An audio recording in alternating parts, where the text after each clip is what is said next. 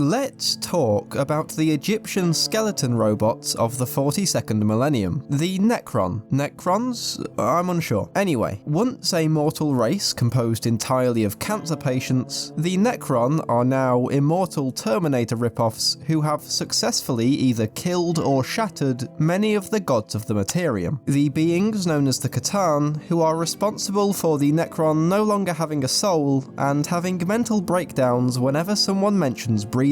That was a lot of words to just throw out willy-nilly, so let's go back and start at the beginning, shall we? Before we start, I do just want to apologise for this video being delayed, as I got a bit carried away and spent far longer than normal researching for it. With most subjects that I've covered on this channel, I go in with a pretty broad depth of knowledge, and have already read into their lore, and so I usually only read one book in the run-up to making the video, or maybe a very short series if I'm a little less knowledgeable. For the Necrons, however, while I did know a fair bit about their lore based on wikis and lore videos, I hadn't read a single book about them, so I decided to read The Infinite and the Divine, thinking that would cover the basics, and then I'd be ready to start the script. And then I read Twice Dead King, Ruin, and then Reign. I absolutely devoured books for this video, as apparently I absolutely adore Necrons and the sheer horror of their existence. Also, if it sounds like I'm on the verge of death, that's because the weather hasn't been great here recently, and I have the immune system of a sickly Victorian child. Anyway, as I was saying, the beginning.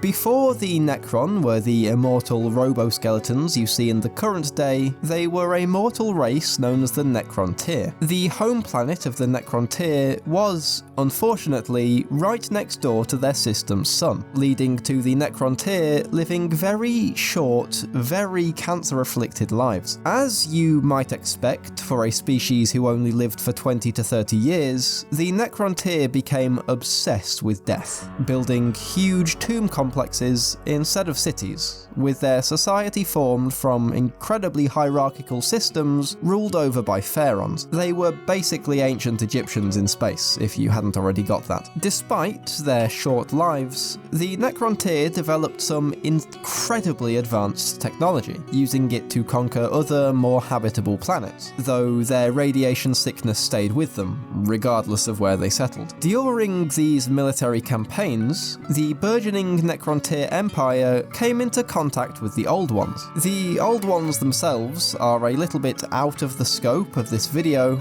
but basically they were one of the first sentient races in the galaxy, who potted about for a bit and fiddled with some planets, including Earth, and were also responsible for creating the Eldari, Orcs, and possibly even mankind itself. They were also both hopeful for the future of the galaxy and incredibly long-lived, both of which were rather irritating to the nihilistic, short-lived Necrontyr. I think, in older lore, the Necrontyr had also asked the Old Ones to cure their cancer, but the Old Ones refused. But I cannot seem to find any reference to that now, so please correct me if I'm wrong. Regardless, the jealousy of the Necrontyr led to the beginning of the First War in Heaven, a cataclysmic period of conflict that, despite their advanced weaponry, saw the Necrontyr pushed back to the outer reaches of the galaxy, amongst the Halo stars. It was during this period that the Necrontyr discovered the existence of the Catan, and if you'll forgive a slight digression, I think they are going to need a proper introduction.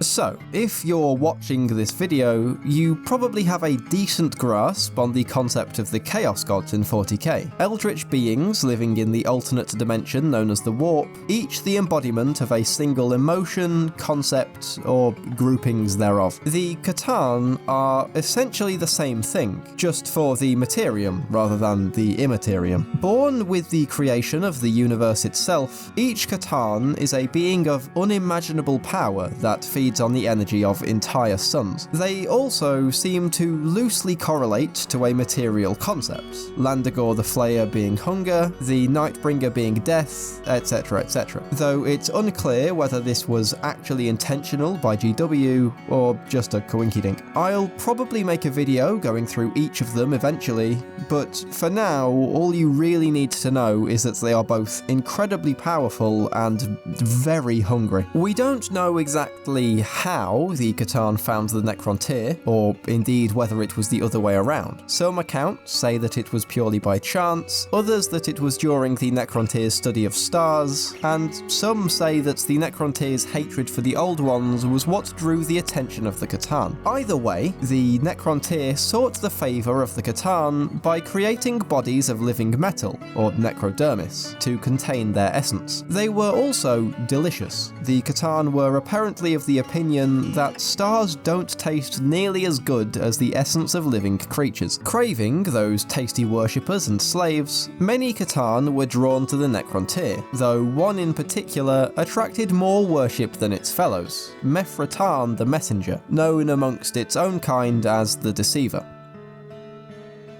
The Deceiver came to Zarek, the Silent King, leader of the Necrontyr, to offer him a gift, immortality, and the power to defeat the Old Ones. He claimed that this would be given freely, from one ally to another, as the Catan had also fought and lost against the Old Ones in the past. After a year of heated debate, during which the court astronomer known as Oricon the Diviner was the only real voice against the so-called Biotransference, Zarek decided to trust the guy, literally called the Deceiver, in his eagerness to attain both immortality and unification for his people. I hadn't mentioned it up until now, I realise, but the Necrontyr were big fans of civil wars, which was part of the reason for starting the war in heaven in the first place, to give them a common enemy. Would you believe, though, the Deceiver was not actually trustworthy? During the Biotransference process, where each Necrontyr was transferred into a new body of necrodermis, the Catan fed on the cast-off life energy to grow stronger. While the Necrontyr were technically immortal now, they had lost their souls in order to attain it, and all but the highest ranking of them had also lost their memories and personalities. Thus were the soulless, unthinking legions of the Necron created, and thus did the Second War in Heaven begin, where the Catan and Necron fought side by side against the Old Ones, who raised psychically sensitive races such as the Eldar and the Krorks, who were ancestors of the Orcs, to help fight against them, as the powers of the warp were anathema to the Catan, rooted as they were in the Materium. The ensuing conflict, so great as to see entire star systems devoured by black holes, and entire suns extinguished, led to the warp becoming increasingly dangerous, as it mirrored the hatred, anger, and grief experienced on the material plane. This was, ultimately, what led to the downfall of the Old Ones, as warp entities overran their fortresses within the webway, and the beings known as the Enslavers possessed their minions among the lesser races. Their power broken, the Old Ones were either destroyed or fled somewhere, out of the lore and relevance for this video at the very least.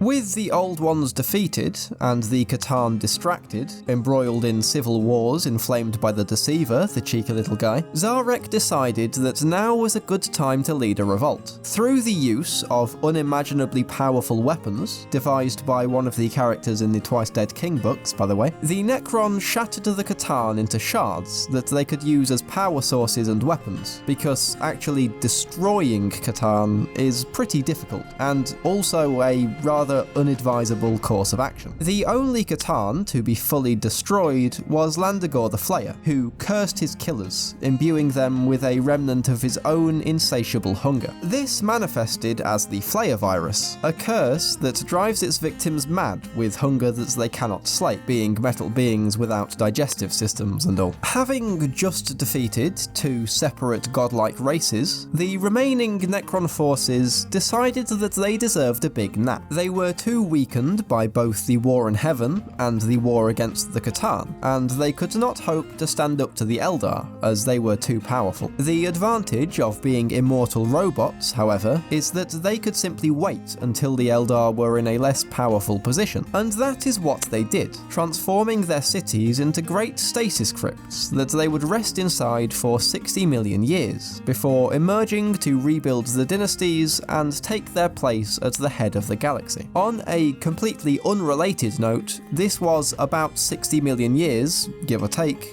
before the current day of the setting. The one Necron who did not join the Great Sleep was the Silent King, who left the galaxy alone to seek penance for turning his people into unthinking robots. Instead, however, he found the Tyranids, and booked it back to the galaxy to let everyone know that they were a big problem out there.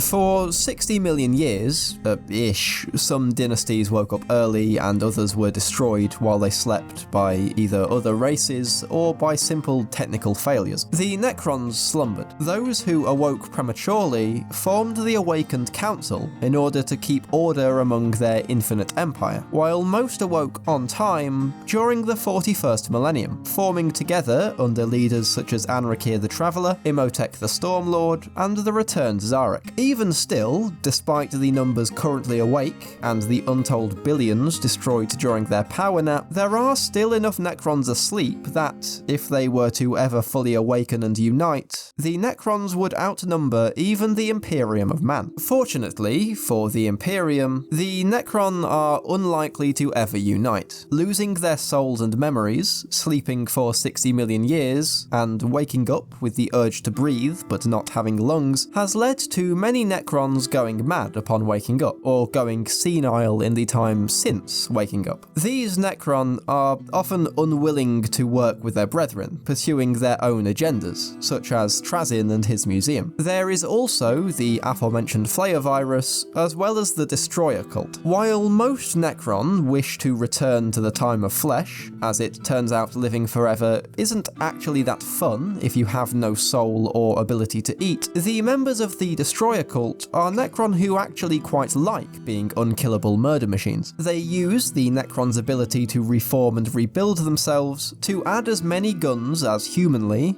or Necronly I suppose, possible. Viewed as outcasts, as many believe that their madness is infectious, they are still useful as shock troops in Necron armies. Coming back to the ability to rebuild that I just mentioned, every Necron possesses auto-repair systems that can reform their necrodermis shell and repair all but the most catastrophic of damage. Should they suffer greater wounds than even that ability can repair, the Necron's body and mind are teleported to the nearest tomb complex, or ship, where they remain in storage until they can either be repaired or have a new body forged. As overpowered as that may be, it does come at a price. Each time a Necron is resurrected damages its engrams, essentially its memories, eventually leading to them becoming mindless automatons who have lost the memory of who they once were. Like the normal warriors, the peasantry of the Necrontyr, which is a cool irony.